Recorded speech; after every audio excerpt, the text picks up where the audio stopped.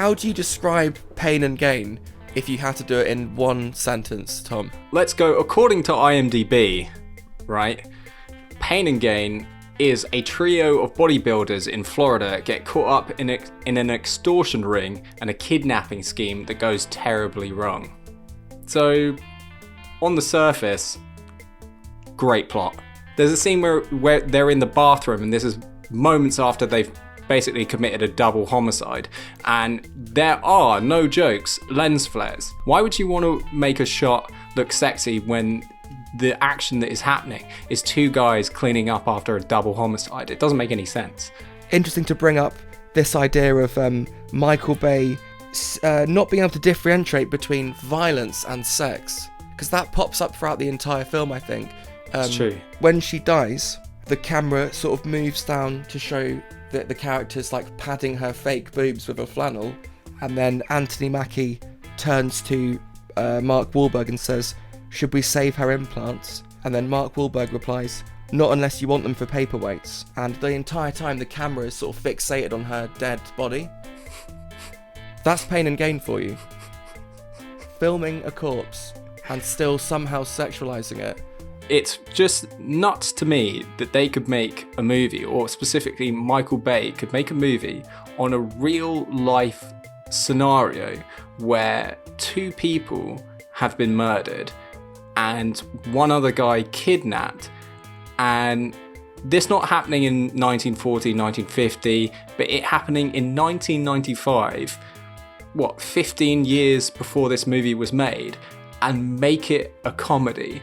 And make those scenes of violence and horrific moments of torture and death that those people go through as a fucking funny joke, where off to the side of the camera you've got Dwayne Johnson snorting cocaine, which is funny because if there's one good thing about Pain and Gain, it's finally a film where The Rock Johnson can be himself in a film. He's like, Dwayne, look, I'm running out of ideas. I've made a few Transformers films.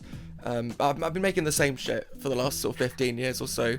Can I just follow you around for a day with the camera? And The Rock's like, yeah, that'll be fine, mate, but as long as you don't mind me grilling a dead prostitute's hand in an outdoor barbecue.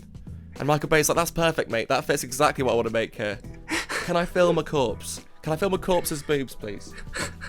What I wanted to bring up as well is what you just said about it's bizarre how they can take this real life crime and try to put a sort of darkly comic spin on it. It's not even darkly comic though, it's just overtly slapstick comedy. Yeah, it's broad comedy, isn't it? It's laughing at fat people, it's laughing at, little people, it's laughing at anyone that, has a funny accent, according to Michael Bay.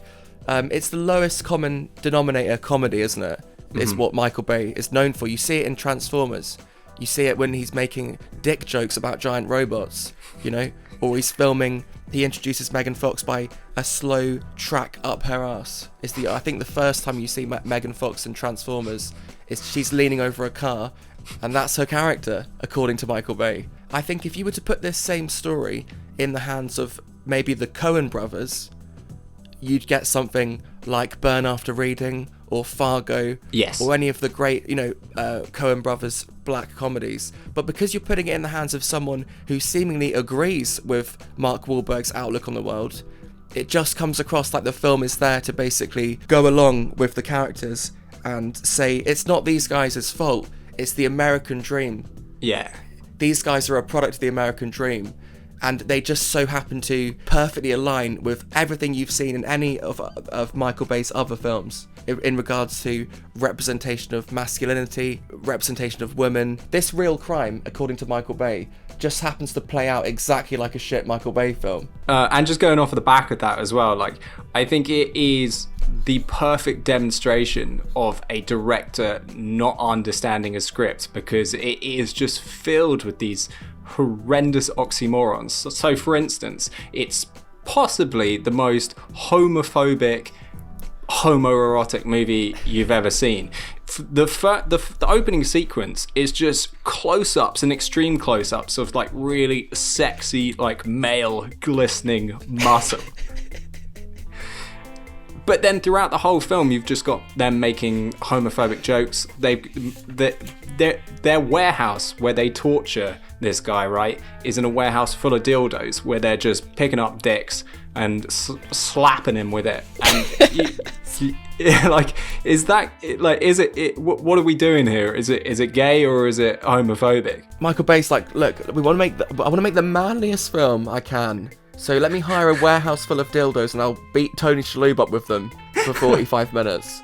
That makes me more of a man, right? It's such a shame that a real life story as intriguing as this, 3 massive bodybuilders in Florida kidnapping a wealthy man, torturing him to hand over all of his assets, all of his wealth, all of his material objects, and then living off of it for extended period of time, is a mad story.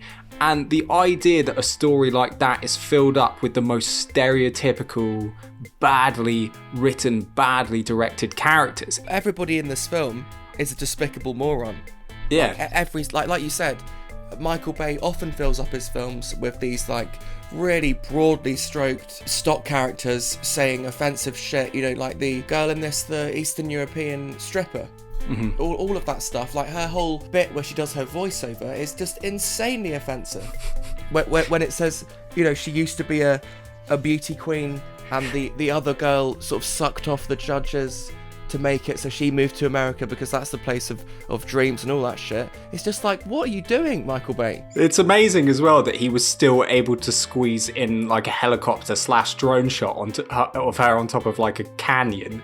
Like, why the fuck was that there as she's trying to migrate to America? Or you know, what was the point of like a 5-second drone shot of her stood on the edge of a canyon? Bay had the drone rented already, mate, before he wrote the script. You brought up an interesting point there about what happens to Tony Shalhoub throughout the film, and I think the way that we're supposed to see it as well. So they immediately zap him in the head with a taser straight off the bat. They then hold a pair of pliers and threaten to, I guess, rip his nose apart with them. Yeah. They beat him up, put his hand into, I don't know if it's like a toasty maker or something. Looks like a sort of a metal press, doesn't it? Yeah, sorry, I'm just really hungry whilst recording this, so I keep thinking about toasty makers. They also kidnap his dog. He's sober. They force him to drink alcohol. All of these things, they try to convert him to Christianity. All this stuff is absolutely horrific, like shit, that you wouldn't get away with. And then he goes to the police about it. And they say, oh, you're Colombian, are you? Yes, you must be a drug dealer. And what we found a burnt dildo in your van, so we're not going to believe a word that you say, mate. Come on, that can't be really what happened. There is a scene where they, for some reason or not, they're in a strip club. No joke, there's 20 to 30 seconds of stripper shots. For what? Other than just for idiots to go, oh yeah, she's fit, I'd like to fuck her. Which is a music video, right? It's rap videos, it's hip hop music videos. Why do they have those girls in there? It's because those rappers can go like, yeah, that's the girls that I fuck. And that's what Michael Bay is pretty much showing here. He's putting these girls on a pedestal. He's like, yeah, this is my fucking life. Look at the film that I'm working on. I got sexy strippers. So fucking weird, man. Michael, you paid them, mate. They don't want to be there. They don't want to be anywhere near you. You're a despicable piece of shit.